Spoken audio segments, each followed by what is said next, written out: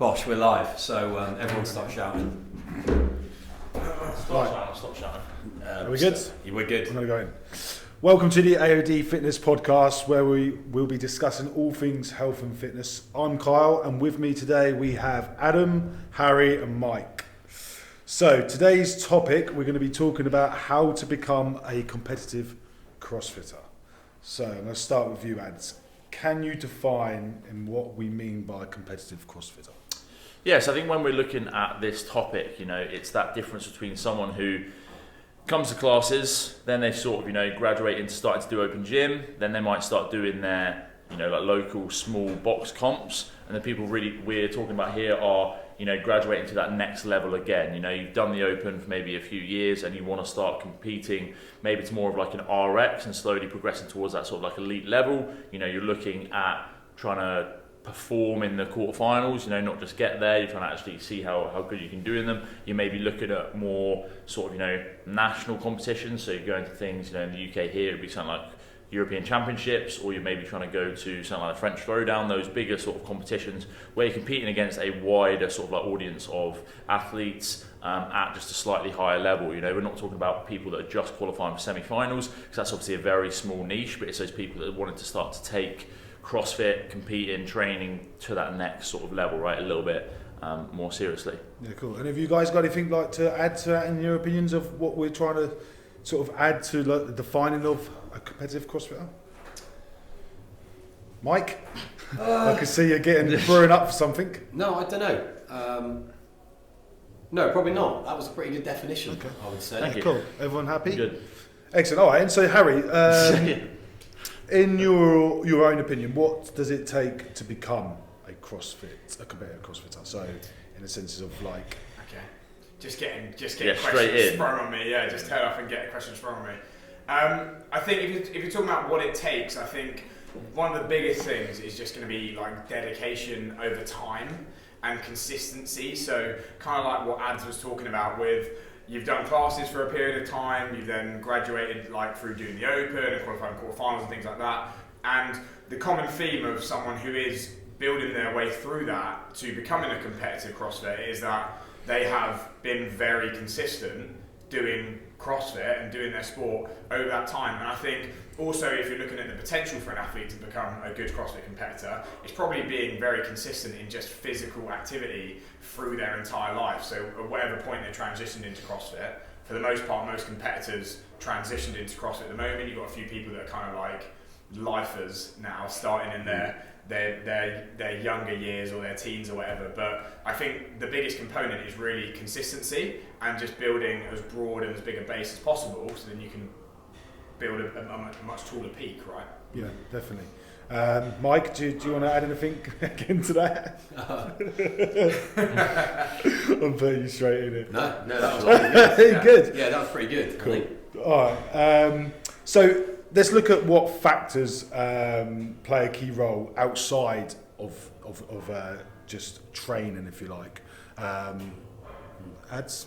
Yeah, I guess there's a whole host of things you can like look at, right, and go down rabbit holes into each one. And I think when you're saying it's not just training related, I think when you're trying to take your training and competing to another level, that's when you maybe start trying to dial in things like that, nutrition a little bit more, things like your sleep, things like your relationships, everything else that have stress impacts into training that sort of build up, right? I mean, maybe if you are trying to compete to a really high level, it's something like, jobs, obviously a big part of that, right? That maybe takes away a lot of training time and that you have to deal with. So I think when you're trying to just bridge that gap and slowly start to build into being a competitive CrossFitter, it's things like, I'm not going to be maybe doing things that I want to do on the weekends with my family or my girlfriend or whatever it is. I'm going to focus more on training. I'm going to make sure my sleep's right, so I'm not going to be going out as much, on weekends or staying up as late at night, and I'm going to be starting to think about more what I'm eating. So it's then starts to become you start to take away those sacrifices as well, right? Of I'm not going to go out for a meal, or I'm not going to have a beer or whatever it is, because you maybe want to start to just all those small 1%ers add up. So I think it's all those small little things you can look at, right? So I guess it's which one of those you want to dive into first and really talk about. I think out of all of those, if you bucket things into like training, nutrition, say recovery, say you bucket them into those three, because these people aren't going to be the best of the best, we're not talking about elite, you have to maximise the low hanging fruit that you're getting out of all of those. So like you say, like this person, ex-athlete, you know, they don't need to have the temperature cooled mattress that controls the regulates the temperature they sleep at, because that's going to be like 1% for them. They need to focus on getting 8 hours of sleep consistently and training consistently and consistently hitting their nutrition. So I think that's a good point, is that it's like 80-20 rule, and they need to make sure they're hitting 80% across everything, but not worry about the 20%, because realistically they've probably got a full-time job, right? And the more you kind of improve, I suppose, the more you've got to dial in those factors. And I think the occupation, I think, is quite a big thing. And you'll work with a lot of clients that maybe see their occupation as a barrier to them getting better or whatever it is. When in reality, it's actually not a barrier if you're intelligent about what you're doing. They're just kind of looking at the best CrossFitters in the world, being like this. Oh, well, they don't have to work as much as I do. And it's one of those things where the amount of available time you have, so that your occupation allows, is going to create a ceiling on what your potential could be over time. But there's so much you can normally do within what you've got to still get better that often you don't need to make excuses like that, right? And like you said, the 80-20 rule, just focus on the things you can and you're going to improve a lot. And at some point you probably will hit a ceiling or a plateau when you've maximised everything, and then you need to start making more sacrifices to your lifestyle or whatever if you really want to get even better. I really think though that people overestimate how well they're doing those things. Yeah. Like me and Carl spoke about a little bit in the nutrition podcast, is people overestimate like how their nutritional level, when you break it down, actually there's so much they could be doing to improve. On that note, so when we spoke even on the nutrition, we said about the like the pyramid, and the nutrition is the base. So say if we're talking about a bucket of like non-negotiables that we're trying to do outside the gym, could we create this pyramid of like nutrition first, then get that down, then we're talking about recovery, sleep, that could be the next priority. So you're talking about making a pyramid for the almost to give someone to say, right, I want to take this next step, I want to become this, but what am I doing? Okay, I'm training in the gym 90 minutes a day, 2 sessions a day, twice a day, but I'm not doing nothing else. So what can we give these guys to tell them, like, this is how we would sort of say approach that sort of next step, instead of just going, okay, I want to be a full-time athlete, or I want to try and be a competitive athlete, I'm just going to keep training really hard, and that's what's going to happen. Like, we want to give them something in that sense. It's the awareness, isn't it, of the multiple elements that go into it. And we were talking about this the other day, like, the reason nutrition's the bottom of the pyramid is because people see the word nutrition and they think, oh, I'm tracking my calories all of a sudden, when it's not that at all, is it? Nutrition is everything that goes into your body and literally makes up what you are. And the reason it's bottom of the pyramid is because if you don't have nutrition, you can't do anything. You die. Yeah. Nothing's going in. So I think it's creating awareness of these things. So what would we say? What would we go next in a sense of like outside of the gym? We've got this nutrition. I think sleep has to be, again, recovery. Like, whether you bucket it as like recovery or sleep, like I think they're almost not two separate things, but obviously sleep is the start of your recovery, right? If you're not sleeping well, you're not going to recover at all. You can be doing everything else when it comes to recovery. You can foam roll, you can ice bath, you can do whatever else you want. If you're not sleeping well, you're not going to be recovering. So I think that next thing has to be. If you wake up 90 minutes earlier to do that stuff, it's pointless. You're not recovering, exactly, right? So I think as sorry, obviously you guys all competing to like a high level, it's that and how much you prioritise sleep. It's like there's a reason if you ask. I think there's a quote from like it was like Roger Federer or something like that, or like Usain Bolt being like sleeping like 10 hours a night, which seems obviously very excessive. People can't do that if you have a normal job, but it's the there you go. Still getting up at 4 a.m. as well, sleeping 10 hours a night. But it is that. As much as you can allow, right? It's like that should be the first thing you prioritise. Like, am I going to stay awake for 30 more minutes to do some foam rolling, or am I going to get 30 more minutes of sleep? This is honestly a conversation I have a lot of the time, where it's like we're all in this, I guess, kind of like habit or this mindset where it's like we have to train minimum 5 days a week, but if you get bad sleep every single day of the week to train 5 days a week, it's almost pointless, right? And I've actually had clients that I've had a lot of success with where I've been, and they are like competitors, like we're talking, where I'm like this, we're training 4 days a week now, we're only training once a day, 4 days a week, but we're going to do this, this and this to improve your sleep. And at first they're like, okay, like the volume's down, I'm not hitting as many movements as frequent as I am, but the things you actually want them to get better at, just start moving much further, and that's going to make much more impact on their performance than hitting all the movements you want to in a week and stuff like that. So the sleep is massively important. And what I found with people is, what is their non-negotiable set point, right? So for me, and it could obviously be better, but for me in the lifestyle I have right now, it's 8 hours. And if I haven't got 8 hours lined up for myself between when I know I'm going to be asleep and I'm waking up, I'm getting stressed out about it, because I'm like, this is now, I've failed. Suboptimal, I've failed today, 8 hours. Now that is a purely, like, I've obviously based it off the data, but I've created that in my mind. Someone else's set point might be 6 hours, someone else's set point might be 9 hours, but it's about creating that perspective so that you appreciate the amount of recovery and sleep you actually need, isn't it? Like you say, making it a non-negotiable, right? As that next thing, like my non-negotiable now is make sure I'm eating well, whatever that means for you, and however much you want to put into that. Like you say, it doesn't have to be all the way at counting calories. It could just be a case of trying to have a little bit more awareness of what you're eating and fueling yourself. Well, next, 3 square meals a day. Right? Yeah, like just as basic as that, and the same as sleep. Then it's like, am I sleeping? I'm going to get a minimum for me 7 hours, 8 hours, whatever it is, as that next sort of like building block. If you want to get more into it on that, you can obviously start going way further down the line, right? Trying to optimize your sleep as well as making sure you're in bed, because we know there's a difference between lying in bed and closing your eyes for 8 hours or actually getting quality sleep, right? So again, there's lots of layers you can go onto this, but as the next base, when you're starting to think about I want to compete, it's how do I recover, and that is definitely then on nutrition and sleep, right? We've actually got nutrition and then recovery. Are we including nutrition in recovery? Well, yeah, I think recovery can be down to, as well as like mobility side of things, as another tool to be doing. Yeah. Well, you mean we have sleep as a separate one? Yeah, I would almost say nutrition separate, sleep separate. Yeah. Now this is where, so just in that conversation, when you guys were talking, I was thinking, where would coaching come into it then? Where would you start with a coach? Where would that come into play? Where would you start with a coach? So we want to be a competitive CrossFit athlete. You've decided, you're like, we're telling them to do the nutrition. But when is the coach coming in? And when does the training program matter?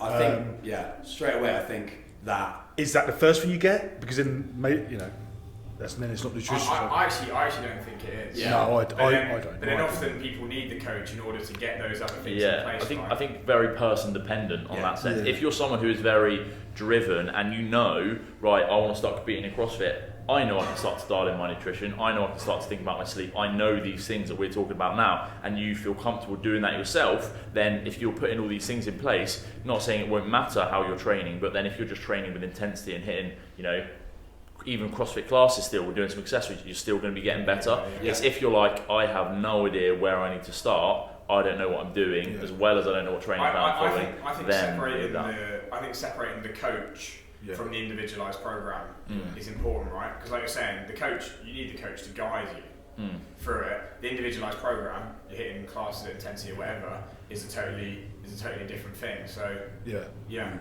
I mean, at some point, it's going to be necessary, right? I think we're all in agreement with that, because you probably need, unless you're a very smart athlete who probably has some experience of either coaching or training methodologies themselves, you're going to need to have a program structured towards you and your set weaknesses and strengths. You can get so far following a generic program. You can get so far following classes, right? You see it all the time. People who do CrossFit all the time. You can get very, very good at that. Majority of the time, it's people who come from some form of sporting background. So they've already got very good base of aerobic fitness, or they're very strong. They play team sports, they play rugby, or they're very good gymnasts, something like that. They don't maybe need that time spent. Okay, I need to learn how to do butterfly chest to bar in big sets of 30 or 40, right? I need to spend time refining my every muscle up technique. These are things they maybe already have, and they can sort of get through it. Then they don't necessarily need that coach straight off. But if someone, right, I have massive movement deficiencies, I don't know how to do these movements, or I've got massive weaknesses somewhere, that's when the sooner you get a coach,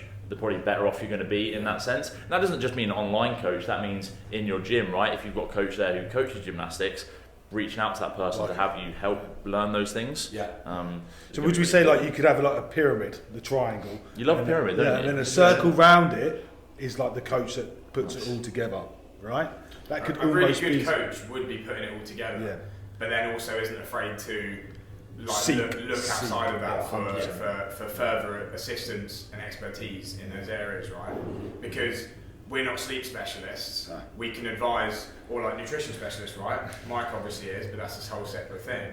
But it's you can advise on it, but it gets to the point where it's okay, if we want to dial this in even more, we're going to need to get that extra help. Yeah, it's the same way as if someone comes to you and they're like, right, I've got a shoulder injury. If you're talking to them over the phone or over Zoom, it's like, well, I can't really do much about this, right? I can see where there's movement deficiencies, where we need to improve. But if you've got a shoulder injury, you need to go see a physio. You need to go get a scan, right? I can't do that for you. And that's the same in nutrition. That's the same in, like you say, sleep. Even like mindset stuff. You can begin to guide that person along that route, or at least tell them best practices. But sometimes you do need to stay within your own scope of knowledge, right? And then reach out when it's time to.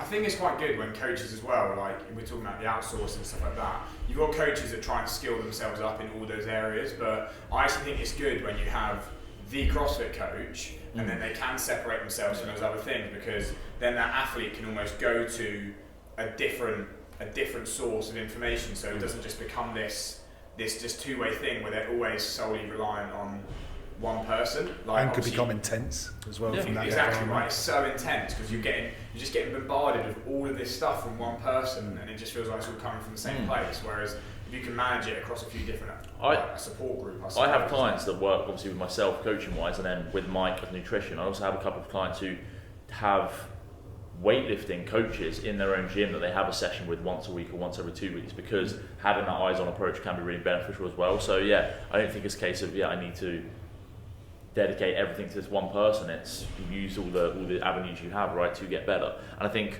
that can very much go down the route of when you start to get more like elite, if you call that, in like a CrossFit setting. If you're just wanting to compete, you maybe don't need to go into all of those avenues, but it's a case of if you're like, right, I want to enter this first competition, something like European Championships or strength and depth competitions coming up, I want to do that. Doing that on your own can seem like quite daunting things. Having that guidance from someone, even if it is just a coach in your gym who has maybe more knowledge around programming, around coaching, around how to get there, that can help you do these things, obviously going to be really, really important, right? Yeah, absolutely agreed. Cool. So I'm just going to bring it back a little bit. I'm just going to go over we did go over some lifestyle sort of stuff and like age. So someone coming into the sport. A bit sensitive about this one, anyway. Yeah.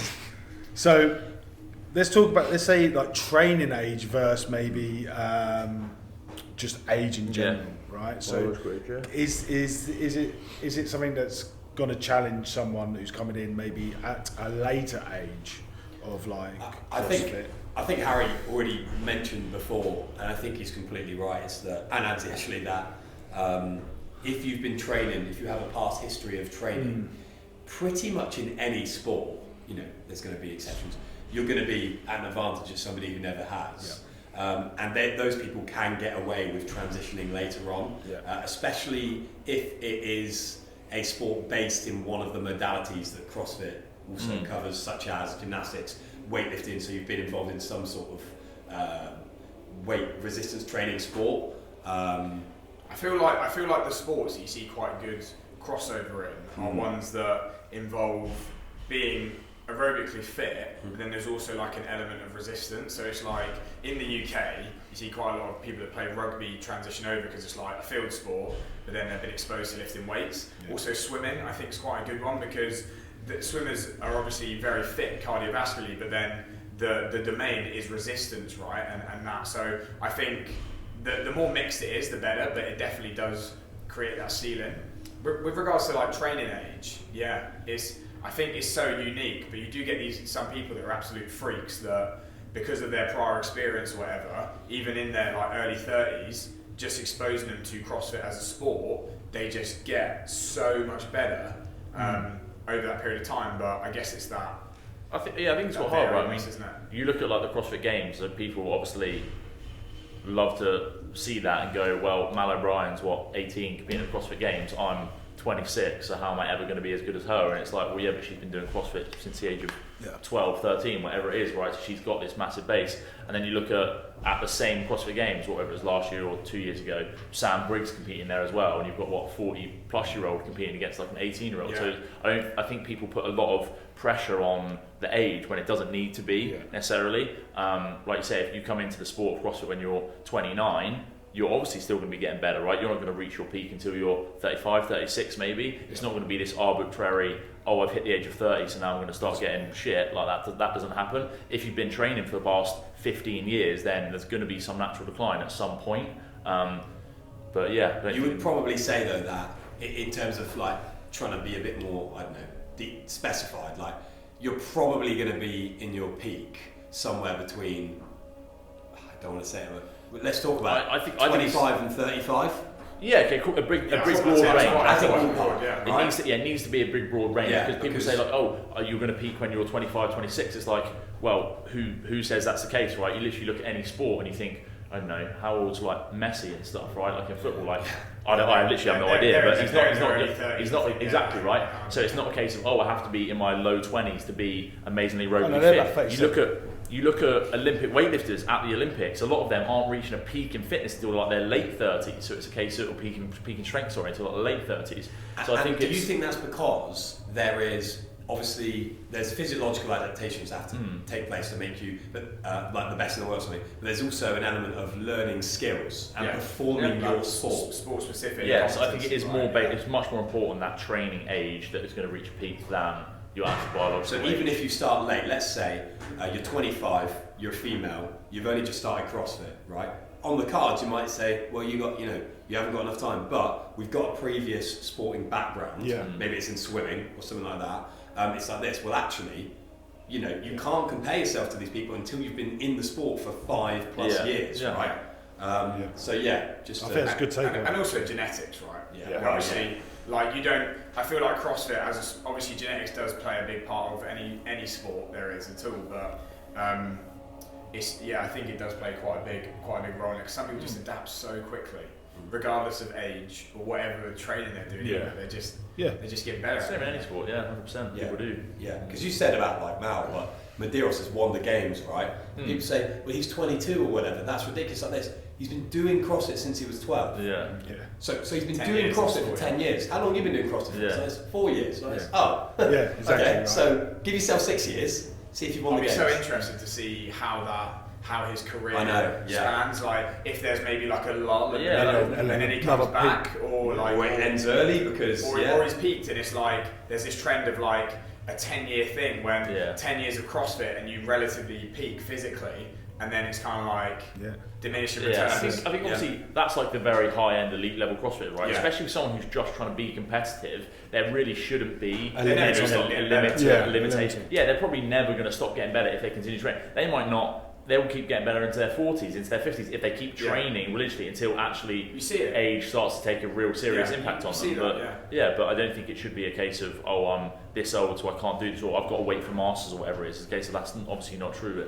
I think it's the best. I think it's the best sport for it as well, because there's so many different elements, so many different disciplines. That it's like the varied nature of it means you're never going to plateau, so you can just keep getting better, literally forever, unless you're massive fan, because you are the most. But you can see it, right? It's like if you compare the CrossFit Games this year to 4 or 5 years ago, it's insane, isn't it? They're all probably going to be better than anyone in that CrossFit Game. So it's So then also the test can change as well, right? Like I know recently with Dave Castro stepping down, and Boz was like, is there going to be a shift in the programming bias at all? So you could think you've maxed it out, and then actually it gets flipped on its head. Takeaway: age doesn't matter. Age doesn't matter. I think I'm actually going to. So, the outro that we always do or come to is like, what's the biggest takeaway? I actually think that's really important. We've just gone over the last little bit there, but age isn't a factor for the most competitive or most of the competitive athletes out there, which is, we agreed that they're going to continuously get better probably over whatever time they sort of start to finish, unless they're going for that 1% elite and where they're totally maxing themselves out to the top. And then I think and something else to wrap up. If you want to let's wrap this up. It's like for this particular athlete that we're talking about, this bucket of athletes, it's like awareness of these things. They need to be aware of these things. Then it's about consistency, and then on the individual's part, it's about a level of sacrifice. Because some people might not be willing to give up this, that, the other. Some might, and it's just about those 3 things. I think across all of those things we spoke about: sleep, nutrition, training, coaching, recovery. And people can be so much better than they think they can, and they don't have to make the excuse that they're too old. They don't have the same setup as an elite athlete, right? You focus on all those things we spoke about, and you're just going to get so much better than you think you could. Yeah, agreed. Cool. Any last wise words, guys, or before we wrap things up? Are we all good? Everything I say is wise. Okay, so thanks for listening. I just want to say thanks to our guests, Adam, Harry and Mike, for coming on today. And don't forget to like, subscribe and share with your friends. See you on the next one. Right. See you on the next one. Let's do that. There you go. 20